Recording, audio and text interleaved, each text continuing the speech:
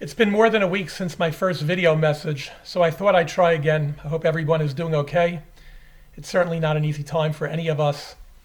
Although I've been Zooming and telephoning, emailing, texting with many of you, and I've had a few short chats on the street or as you pass by, I certainly miss seeing all of you and your children in person and miss feeling comfortable just being able to sit or talk next to someone who is not living under the same roof as me. We are all doing our best, and I daven that this will be over soon and we can sit and talk in the same room and ride in the same cars and sit next to each other on the same trains and spend some normal time together as a community and with our extended families and friends. I read a meaningful thought on this week's Parsha, which I'd like to briefly share with you. The key verse in this Parsha, which introduces us to the entire subject of the sacrifices that we'll be spending some time on over the next few weeks, is the verse, Adam ki yakriv mikem karban la Hashem. When any person of you brings an offering to Hashem, these are the rules that apply. And then the Torah provides many details of the karbanos. All of the commentaries are intrigued by the use of the word Adam to introduce the sacrifices. Rashi quotes Chazal that Adam actually refers to Adam Harishon. And during the Parshas Shir on Thursday night, we discussed the message of that connection to Adam Harishon.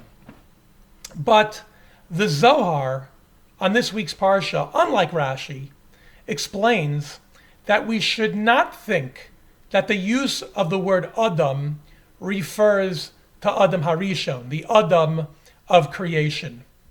Nor does the word Adam at the beginning of the Parsha refer to Adam Basra, neither the first man nor Basra, the last man. The Torah in our Parsha is concerned with the faith and the devotion and the predicament of all the people in between Adam Kadma'a, Adam Harishon, and Adam Basra, those who lived at the beginning of creation and those who will experience the very end of time. Rabbi Lamb explains that the reason why the Torah is not concerned with the devotion of the first or last people of humanity is because for them, having emunah, sacrificing themselves, is nothing special.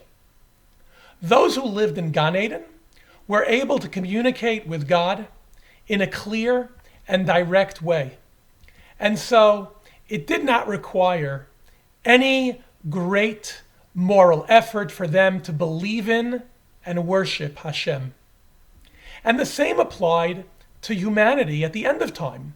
For Adam Basra, those who experience the final redemption, they will experience that incredible divine revelation. And so for Adam Basra, there's nothing heroic to believe, to be a believer, to be devoted, because they will have experienced the Yad Hashem. And so for each of these groups, sacrifice is not a particularly noteworthy mitzvah. But for the man in the middle of the course of history, for those who know nothing with certainty, for whom life is challenging, who live neither in paradise nor during the time of redemption, for him or for her, sacrifice and faith are an unparalleled triumph. The real mitzvah of Adam ki yakruv mikem karban la Hashem, that first verse at the beginning of our Parsha, is when a person who finds themselves in the middle of history, feeling uncertain, with a heart filled with fear, his or her tefillot seemingly unanswered, when that person continues to persevere, to have emunah, and offers the sacrifice to Hashem, that is what the beginning of our Parsha is talking about. The period we live in is such a middle period. Neither kadma'a nor basra'a. There is no question that we live in a time of Hester Panim, the hiding of God's face, when we yearn for some experience of His presence, but we are unfortunately disappointed.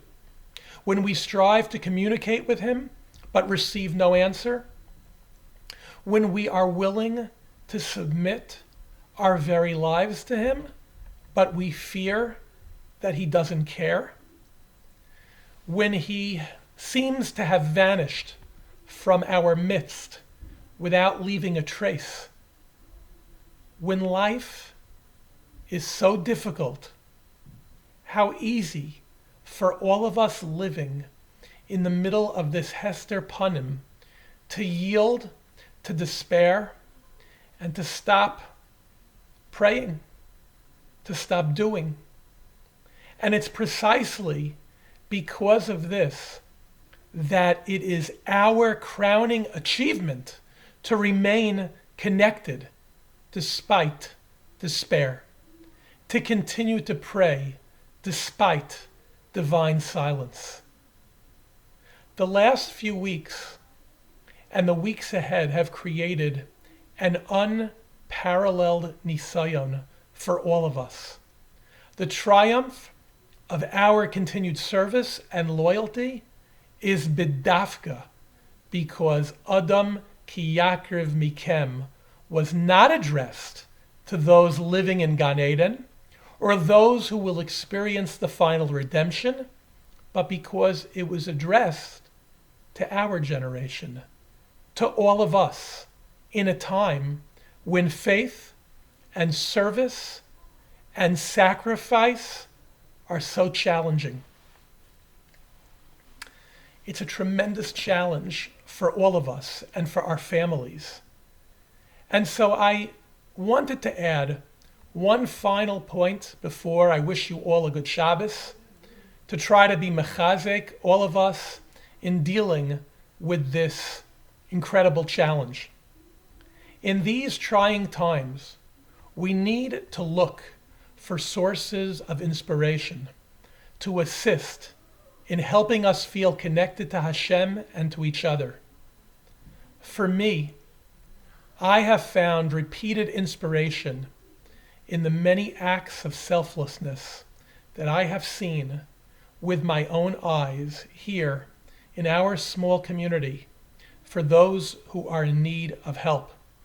And more broadly, the Mesiras Nefesh that we are all witnessing in society at large on behalf of the many people who need help during this impossibly difficult time. Olam Chesed Yibaneh. God's creation of the world, said David HaMelech, was an act of kindness. And living in this world provides us with multiple opportunities to perform acts of chesed for others. The Medrash says, Im chafetz ata lehispadek be'avas chavercha, heveinosein v'notein letovaso. If you desire to connect, to love someone else, do something for them. It means when I give of my time and my talents and myself for another human being, I become invested in him or her, and therefore my attachment and my affection and love grow in proportion to whatever I invest, to whatever I give. And so it is by giving to others that we make connections and foster love with those around us, whether it be family, friends, or strangers. And so all of the chesed that is currently taking place all over the world, those who are risking their own lives to take care of all the people who are sick, people shopping for others, the phone calls, the Zoom calls to people who are by themselves, and the millions of other acts of kindness on behalf of others. All of these acts of chesed are creating new bonds of unity, which we hope and pray will give rise to everlasting affection in our own community and with respect to our relationship with the broader society in which we live. And this same principle applies with respect to our relationship with Borei Olam, with our Creator. We are commanded to love Hashem, and for that love to grow, the Torah tells us at the beginning of our Parsha, Adam ki yakriv, if you want to come close to Hashem, yakriv miloshen, coming close.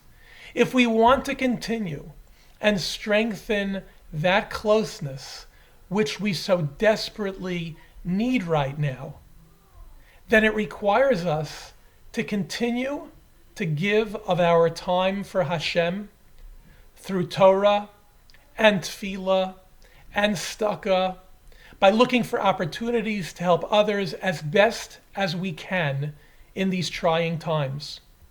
The more attention we give to Hashem and His creations, the people who He placed in this world, the stronger the love that is created.